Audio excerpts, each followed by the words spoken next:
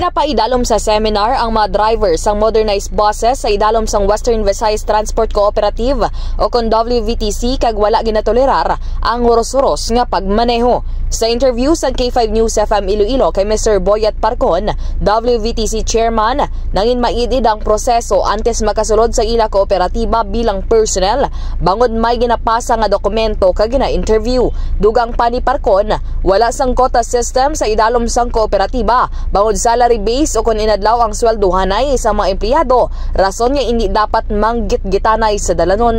Mahimo ireklamo sa ila talatapan kag hotline ang wala nagasunod sa driving etiquette nga mga driver agud ila mausisa kag mapaidalom sa disciplinary action o kung mahatagan sang sanksyon.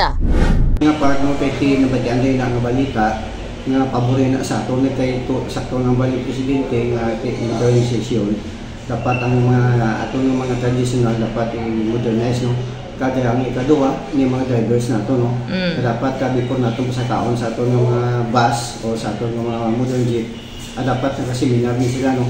Kada na taon nato lang na correct nato ng mga racing driver nati sa una nasara sila sa traditional. Kapalaway sila bilang pamatasan.